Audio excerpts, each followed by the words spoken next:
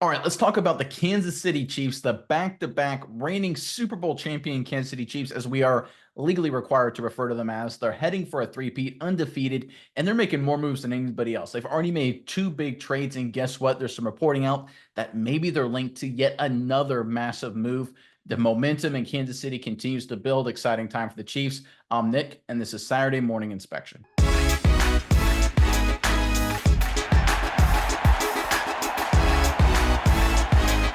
All right, this Kansas City Chiefs squad, they're the best team in football. Reigning champs, undefeated. Look, I know a team like the Lions, they look great. Texans are young and spunky. But the reality is they're the champs until you beat them, and no one has beaten them yet. But despite that, the Chiefs have not rested on their laurels. Of course, two big trades, Hawkins and Uche, trying to improve their roster, heading for that unprecedented three-peat. And based on some recent reporting by a really well-known reporter, really solid guy, the Chiefs aren't done. Let's pull up this report, courtesy of FanSided.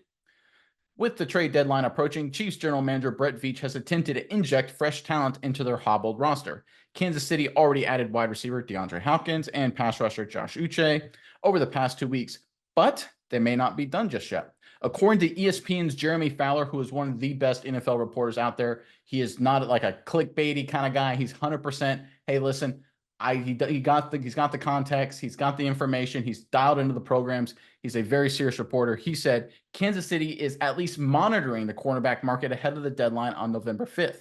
Kansas City has been named as a potential trade destination for New Orleans Saints cornerback Marshawn Lattimore. Now that's interesting.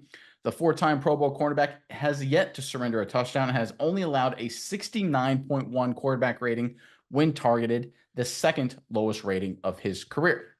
All right, like I said, when Jeremy Fowler says some reporting, it really catches my interest because he's one of the good ones, and it looks like the Chiefs are linked to yet another big-time trade. Miles, I'm curious what your thoughts are on this, but first, Kansas City fans, in the comment section below. All right, look, two big trades so far, a lot of moves. How would you grade Brett Veach in terms of how he's handled this trade deadline, whether he makes this last trade or not? Do you think he's done enough? Do you think he's done too much? How do you think he's handled the injuries and the additions, the veteran moves they've made? Do you give him an A plus, C minus? Is there another move you think he should have made? Give us your thoughts on Brett Veach and how he's handled just the injury situation and all the moves Kansas City has made in the comment section below. Really want to hear from you guys. But Mize, what are your thoughts on everything Kansas City related right now? Yeah, Nick. Well, I think obviously anytime if they were able to get a guy like Marshawn Lattimore, that would be a good trade. But I'm not going to even focus on that part. I'm going to focus on the main overarching point here that it has been confirmed that Chiefs are sniffing around the cornerback market. They're looking at a lot of different options. Obviously, Marshawn Lattimore is one of those names linked to them. But I think overall, just looking in the cornerback market is such a smart move by general manager Brett Veach because if you look at this team, overall, this defense is really good. It's a top 5 defense, top 6 defense per PFF, and they're really good at a lot of stuff. Pretty solid 76 run defense grade, pretty solid 76 or 78.8 pass rush grade. The one place they're deficient, and I'm saying deficient as in they're not as good as they could be, is a 66.5 coverage grade. I think that is one of the weak spots on this roster. Now, the roster on defense, like I said, it's top 5 defense, not really that weak, but it does have some weaker points, especially moving on from L'Jarius Sneed, which I do think that was a really good move by the Chiefs. I just think there's there's an opening beside McDuffie with injuries and everything being held into account that you could bring in someone really special to put this team over the edge.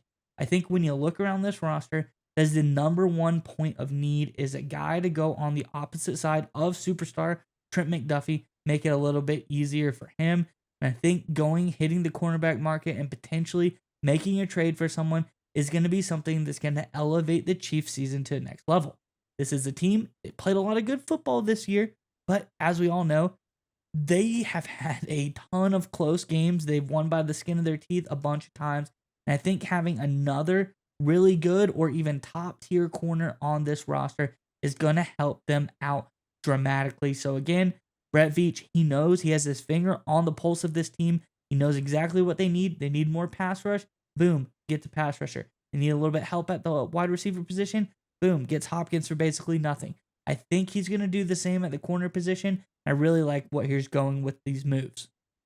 Yeah, you bring up a great point about the one-score game. The Chiefs, of their 7 wins, I believe 5 are one-possession games. That's a lot, and especially go 5-0 in those games. Getting credit to the Chiefs for getting it done, but that's hard to sustain, and that's why you upgrade your roster, even if you are the defending champions, even if you're undefeated, because you understand that's a lot of close games, and especially when you get to the postseason, right? One and done. You don't want to rely on some fluky call or the ball bounces a funny way, and then suddenly your chance at a three-peat is ended because you just played a bunch of close games and you don't have necessarily the talent you want to overcome some of those deficiencies like the injuries, like you mentioned. And I do think it's also a recognition that the Chiefs, their strength, hopefully coming into the season, was going to be wide receiver, or at least less of a weakness. But now we know Rashee Rice injury, Hollywood Brown injury, Sky Moore's disappointment. We know Xavier Worthy's very, very, very good, very fantastic. And I think the Chiefs have come up with a good game plan using their tight ends more. But Kelsey, the age is showing, right? This is not the same offensive firepower that we've seen in years past.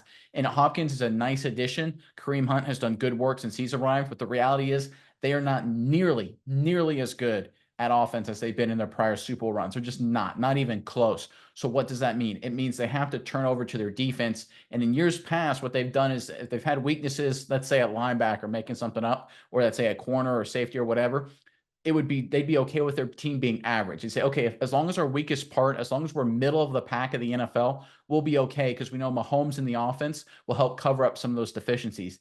That may not happen this year. That means you got to be hyper aggressive and making sure your defense at every level has to be top 10. We know in run defense, they're fantastic, top 5 that you mentioned, but right now they're giving up the 17th most pass yards per game in the NFL. Again, average. In years past, that would have been fine because Mahomes and that offense could easily overcome that. This year, it may be harder. You need to make sure you're above average, and adding another corner will help just with that. But Mize, you also have to understand the matchup situation. So off the top of your head, who are the 3 challengers in your mind to the Kansas City Chiefs in the AFC right now? Just real quick, off your head. Probably got to be Baltimore Ravens.